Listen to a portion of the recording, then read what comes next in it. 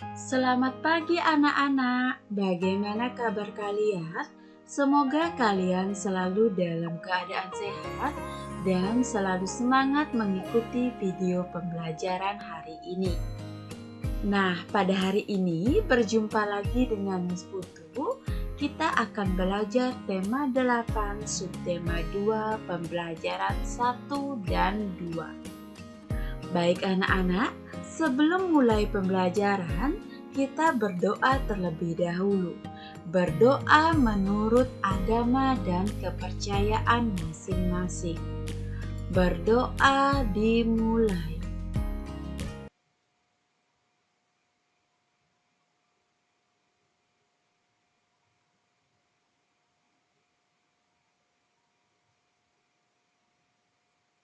Berdoa selesai.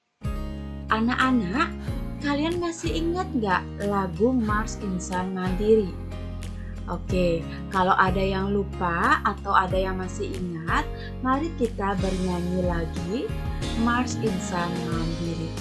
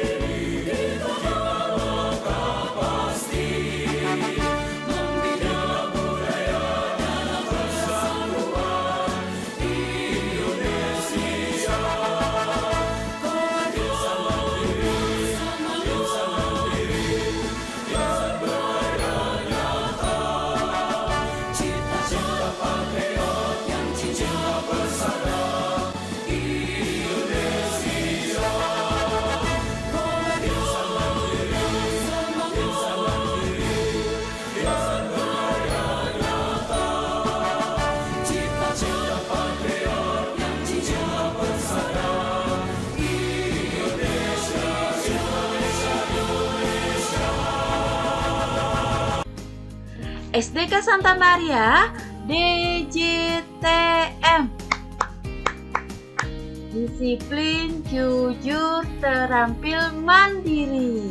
Semangat pagi, pagi, Santa Maria luar biasa. Baik anak-anak, yang pertama kita akan belajar muatan IPA tentang pengaruh gaya terhadap gerak benda. Gaya adalah tarikan atau dorongan yang menyebabkan kedudukan suatu benda berpindah tempat. Mari anak-anak perhatikan gambar berikut ini. Nah, ini gambar apa anak-anak? Ya, benar sekali. Ini adalah gambar sapi yang sedang menarik gerobak. Jadi gerobaknya ini ada muatan, yaitu muatannya orang dan benda di sini.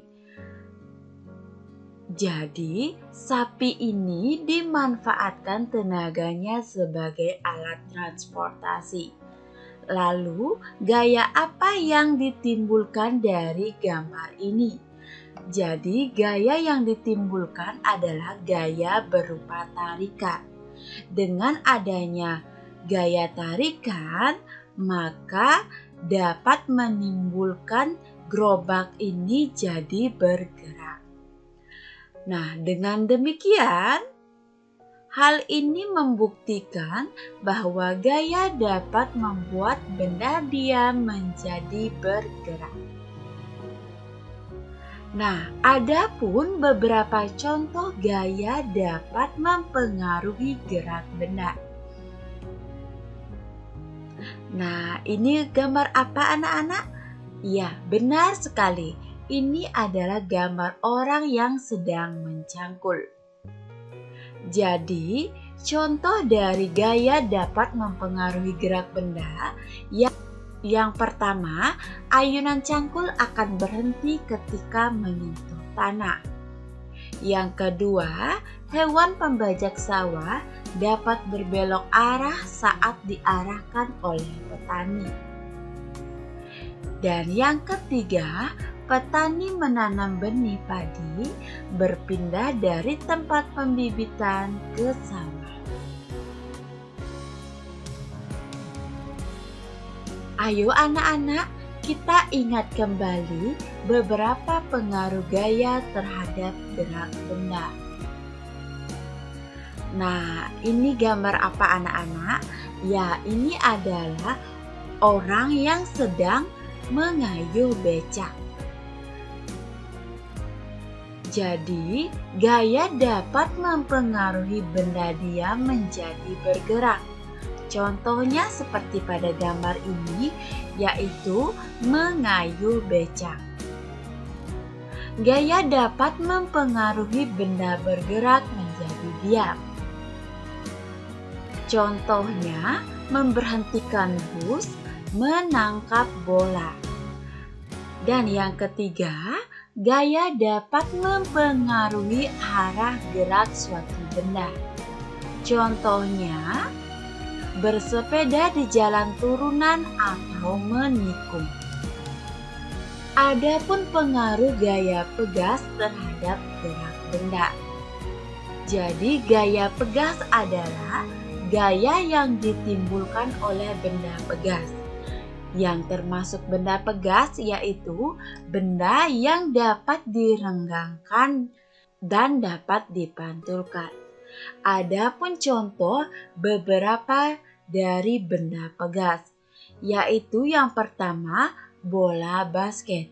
Jadi ketika kita bermain basket, saat mendribel bola basket akan memantul. Nah, dengan memantul inilah dapat dikatakan sebagai benda pegas. Contoh yang kedua yaitu tali ketapel. Tali ketapel ini terbuat dari karet. Jadi karet ini dapat direnggangkan ketika ditarik.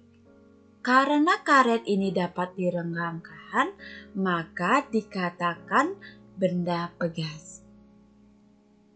Contoh yang ketiga yaitu ban. Mari anak-anak perhatikan gambar berikut. Nah, ini gambar apa anak-anak? Ya, ini adalah gambar orang yang sedang bermain bola basket. Jadi, pemain basket memanfaatkan gaya pegas dari bola basket. Bola basket terbuat dari karet yang bersifat lentur. Oleh karena itu, bola basket dapat memantul jika dijatuhkan. Bola yang semula ke arah bawah akan bergerak dan memantul ke atas akibat gaya pegas. Hal ini membuktikan bahwa gaya pegas dapat mempengaruhi gerak benda. Contoh lain pemanfaatan gaya pegas yaitu seperti pada gambar di samping, seorang anak yang dapat melompat ke atas karena dibantu oleh trampolin. Jadi trampolin ini merupakan contoh benda pegas. Selanjutnya kita akan belajar SBDP yaitu tentang mengidentifikasi beragam tarian daerah di Indonesia. Anak-anak, di Indonesia terdiri atas berbagai macam suku bangsa yang tersebar di berbagai daerah. Jadi, setiap daerah memiliki jenis tarian yang berbeda dan memiliki keunikan tersendiri. Jadi, daerah Bali dengan daerah Jawa pasti memiliki tarian daerah yang berbeda dan keunikan yang berbeda juga. Misalnya, tari Saman yang berasal dari Aceh dilakukan dengan gerakan yang semangat dan cepat.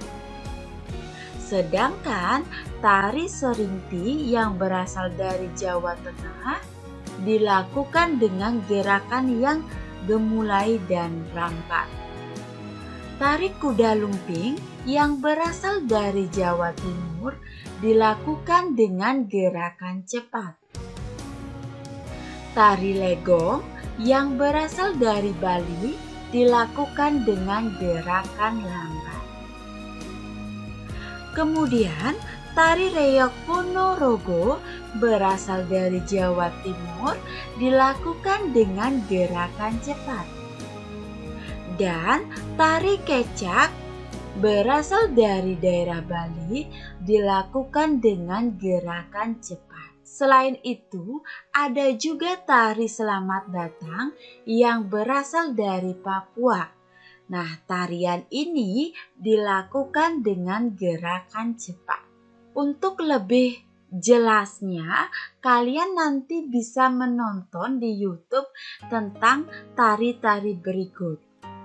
Baik anak-anak, untuk selanjutnya kita akan belajar di muatan bahasa Indonesia, yaitu tentang menjelaskan tokoh protagonis dan antagonis dalam cerita fiksi. Nah, biar lebih jelas, Miss Putu akan menampilkan sebuah video. Silakan disimak ya. Yang pertama adalah tokoh dalam cerita. Tokoh adalah orang yang menggambarkan suatu peristiwa dalam sebuah cerita yang diperankan. Pada dasarnya, tokoh dibagi menjadi dua, yaitu tokoh utama dan tokoh tambahan. Tokoh utama adalah tokoh yang memiliki peranan penting dalam suatu cerita. Tokoh utama paling banyak diceritakan baik sebagai pelaku kejadian maupun yang dikenai kejadian. Kedua adalah tokoh tambahan atau pembantu. Tokoh tambahan atau tokoh pembantu adalah tokoh yang memiliki peranan tidak penting dalam cerita.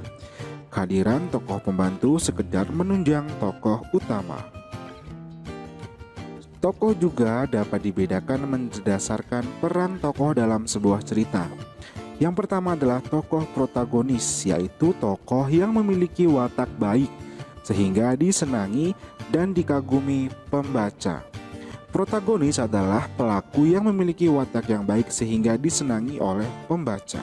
Selanjutnya tokoh antagonis, yaitu tokoh yang tidak disenangi pembaca karena perannya tidak sesuai yang diidamkan pembaca. Tokoh antagonis ini menjadi penyebab timbulnya konflik dan ketegangan yang dialami oleh tokoh protagonis.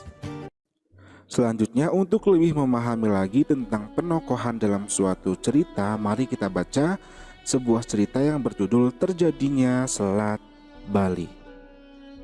Manik Angkeran adalah putra Sidamantra, seorang Brahmana. Manik Angkeran dan ayahnya tinggal di kerajaan Daha, Bali, saat Pulau Bali belum terpisah dengan Pulau Jawa. Manik Angkeran suka sekali menghambur-hamburkan harta orang tuanya. Berulang kali Sidamatra menasihati anaknya, namun Manik Angkeran tidak mau mendengarkan nasihat ayahnya. Harta orang tuanya pun dihabiskan, bahkan ia berani berutang kepada orang lain. Pada akhirnya Manik dikejar-kejar penagih utang. Sidamatra tidak tega, hartanya sudah habis, tapi Sidamatra tidak mau anaknya celaka. Suatu saat Sidamatra mendapat petunjuk lewat mimpi untuk meminta pertolongan pada naga Besukih di Gunung Agung. Naga Besukih adalah naga hijau besar, ekornya penuh dengan emas dan permata. Sidamatra segera bergegas untuk menemui naga Besuki di Gunung Agung. Sidamatra menjelaskan maksud kedatangannya kepada naga Besuki. Sidamatra meminta sedikit harta untuk membayar utang-utang Manik Angkeran. Naga Besuki bersedia untuk membagi sebagian hartanya. Naga Besuki mulai menggoyang-goyangkan ekornya, seketika beberapa emas dan permata pun rontok. Sayangnya, harta yang didapat ayahnya kembali digunakan Manik Angkeran untuk berfoya-foya. Manik Angkeran yang kehabisan harta akhirnya mencari tahu tempat ayahnya mendapat harta. Seseorang memberitahunya bahwa Sidamatra memperoleh harta dari naga Besaki. Manik Angkeran segera menemui naga Besuki di Gunung Agung seperti yang telah dilakukan ayahnya. "Naga Besuki, sudikah kiranya kau bagi sedikit hartamu untuk membayar utang-utangku?" kata Manik Angkeran kepada naga Besuki. "Aku sudah memberi ayahmu Sidamatra emas dan permata. Apakah itu masih kurang?" kata naga Besuki sedikit kesal. "Aku mohon, beri aku sedikit lagi hartamu, naga Besuki yang murah hati," mohon Manik Angkeran kepada naga Besuki. "Baiklah, aku akan mengabulkan permintaanmu, asal kau berjanji tidak akan berfoya-foya lagi," kata naga Besuki. Naga Besuki akhirnya luluh. Dia mulai menggoyangkan ekornya. Manik Angkeran silau melihat begitu banyak emas dan permata yang menempel di ekor naga Besuki. Dia segera memotong ekor naga Besuki dengan pedang. Namun naga Besuki berhasil menghindar. Dia segera menyemburkan api dari mulutnya hingga Manik Angkeran terbakar menjadi abu. Sidamatra yang melihat kejadian itu merasa memohon pada naga Besuki untuk menghidupkan kembali Manik Angkeran. "Wahai naga Besuki, sudikah kau menghidupkan kembali anakku Manik Angkeran? Beri dia kesempatan untuk memperbaiki diri," mohon Sidamatra. "Aku akan menghidupkan Manik Angkeran lagi, tapi dengan satu syarat, Manik Angkeran tidak boleh pulang bersamamu. Dia harus tinggal bersamaku dan menjadi muridku. Aku akan mengajarkan dia menjadi orang yang baik dan berilmu," kata naga Besuki sambil menghela nafas. "Baiklah, naga Besuki, aku serahkan anakku padamu untuk dididik menjadi anak yang baik," jawab Sidamatra. Akhirnya Manik Angkeran hidup kembali. Sidamatra segera mengeluarkan tongkat dan membuat garis memisahkan dirinya dan anaknya. Garis itu mengeluarkan air yang deras dan memisahkan Gunung Agung dengan sekitarnya sampai sekarang. Garis itu dikenal sebagai Selat Bali yang memisahkan Pulau Jawa dan Pulau Bali. Selanjutnya, mari kita jawab pertanyaan berikut ini. Yang pertama, sebutkan tokoh-tokoh yang terdapat dalam cerita berjudul Terjadinya Selat Bali. Tokoh-tokohnya yaitu Empu Sidamatra, yang kedua Manik Angkeran, dan yang terakhir naga Besuki. Yang kedua, tuliskan tokoh antagonis yang terdapat dalam cerita berjudul Terjadinya Selat Bali. Tokoh yang berwatak antagonis adalah Manik Angkeran, yaitu tokoh utamanya. Paham ya? Berdasarkan cerita yang tadi kita baca. Yang ketiga, tuliskan tokoh protagonis yang terdapat dalam cerita berjudul Terjadinya Selat Bali. Tokoh yang berwatak protagonis berdasarkan cerita adalah Empu Sidamatra dan juga naga Besaki. Baik, sekian anak-anak pembahasan materi dari Miss Putu pada pagi hari ini.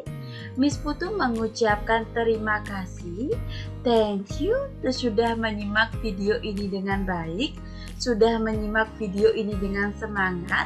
Tetap semangat ya, meskipun kita belajar melalui daring. Apabila nanti setelah menyimak video ini, kalian ada yang belum paham, kalian bisa bertanya pada wali kelas kalian masing-masing. Bagi anak kelas 4A bisa bertanya dengan Miss Putri, dan anak kelas 4B bisa bertanya dengan Miss Putu. Baik, sekian Miss Putu mengucapkan terima kasih dan sampai jumpa di video pembelajaran selanjutnya. Bye bye. See you.